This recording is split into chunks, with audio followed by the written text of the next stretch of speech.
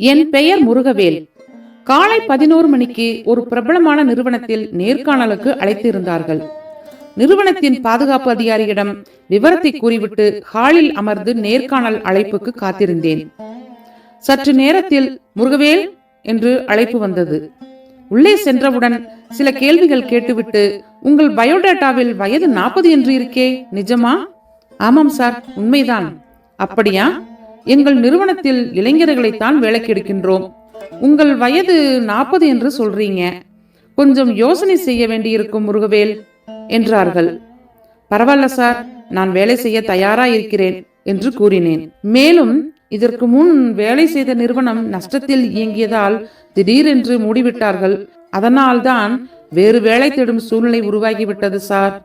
அந்த அதிகாரி சற்று யோசிப்பது போல் பாவனை செய்துவிட்டு, முருகவேல், உங்கள் பயோடேட்டாவை கொடுத்துவிட்டு செல்லுங்கள், தேவைப்படும் போது அழைக்கின்றோம் என்றார்.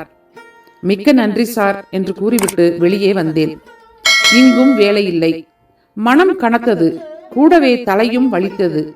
பெரும்பாலான இடங்களில் வயதை காரணம் காட்டி தவிர்த்து விடுகிறார்கள். ஆண்டவா, என்ன சோதனை! அனைத்தும் நல்லபடியாகத்தான் போய்கொண்டிருந்தது. முன்பு வேலை செய்த நிறுவனம் மூடும் வரை அந்த வேலையை நம்பி வாங்கிய கடன்கள் கழுத்தை நெரிக்க தொடங்கியது. ஒரே மகனின் படிப்பு செலவு, வீட்டுக்கு தேவையான செலவு, மேலும் மேலும் ஐயனே ஈசனே, எப்படி சமாளிக்கப் போகிறேன்? மேலும் தலை வலித்தது.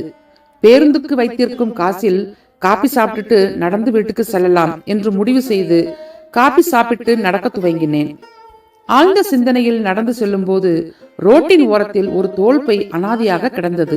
சின்னதாக ஒரு சபலம் எடுத்து திறந்து பார்த்தேன். குப்பென்று வியர்த்து கொட்டியது. பையில் கட்டுக்கட்டாக ரூபாய் நோட்டுகள். கைகால்கள் உதறல் எடுத்தது. இருப்பினும் எடுத்து வைத்துக் கொண்டேன்.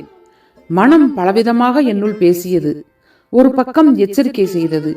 அருகில் உள்ள காவல் நிலையத்தில் ஒப்படைத்து விடலாம் என்ற எண்ணம் தோன்றியது.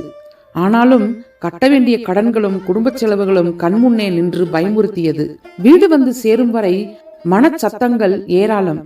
உடல் முழுவதும் வியர்வை ஊற்றியது. வீட்டில் உள்ள அலமாரியில் பணத்தை பத்திரமாக வைத்தேன். வெளியே சென்று திரும்பிய மனைவி, என்னங்க ஒரு மாதிரியா இருக்கிறீங்க என கேட்டாள். வள்ளி, அந்த கதவை சாத்திட்டு உள்ளே வா என்றேன். நடந்த விவரங்களை சொல்லி யாராவது கேட்பார்கள் என்று திரும்பி திரும்பி பார்த்தேன். யாரும் வரவில்லை என போய் கூறினான். பணத்தை எண்ணி பார்த்தேன். மொத்தமாக 12 லட்சம். வள்ளி, சில மாதங்கள் வேலை கிடைக்கும் வரை நமக்கு கவலை இல்லை, நம் செலவுக்கு இது போதும் என்றேன். மனைவி அமைதியாக இருந்தாள். ஏதாவது பேசு என்றேன். இந்த பணம் நமக்கு வேண்டாங்க என்றாள் மனைவி. வள்ளி, என்ன பேசுற நீ? ஆண்டவனா பார்த்துதான் நமக்கு துன்பங்கள் தீர வழிகாட்டியிருக்காரு. உங்க அல்ப புத்திக்கு ஆண்டவன் மேல பழி போடாதீங்க என்றாள். வள்ளி, எனக்கு இன்னும் வேலை கிடைக்கல. கட்ட வேண்டிய கடன்களும் செலவுகளும் கழுத்தை நெருக்கி ஆரம்பித்து விட்டது. இப்படிப்பட்ட சூழ்நிலையில் இந்த பணம் நமக்கு எவ்வளவு உதவியாக இருக்குமே, நினைத்து பார் வள்ளி. இன்னொருவர் பணத்தில் வாழ்வது தப்புங்க. அதுக்கு பதிலா இருவருமே கஷ்டப்பட்டு சம்பாதிக்கலாம் என்றாள் மனைவி.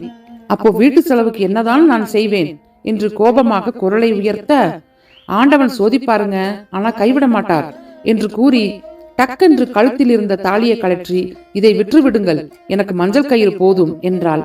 வள்ளி என அதிர்ந்து விட்டேன். அடுத்தவங்க பணத்துல வயிற்றை நிரப்பிக் கொள்வதை விட இது எவ்வளவோ மேலுங்க.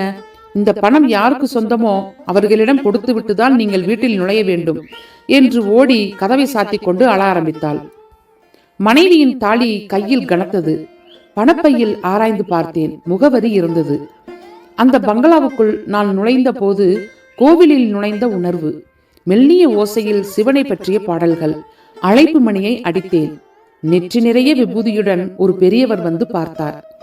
நடந்த விவரங்களை அவரிடம் கூறி பணப்பையை கொடுத்தேன். மகிழ்ந்த அவர் உள்ளே அழைத்து சென்று குளிர்பானம் கொடுத்து உபசரித்தார். தம்பி, எனது நிறுவனத்தில் இருந்து காரில் வரும்போது பணப்பை தவறி விழுந்து விட்டது. திரும்பி தேடி செல்லும் போது கிடைக்கவில்லை. உங்களைப் போல் நல்லவர்களும் இருக்கிறார்கள். அதான் தவறவிட்ட பணம் திரும்ப வந்து விட்டது என்றபடி என்னை பற்றிய விவரங்களை கேட்டார்.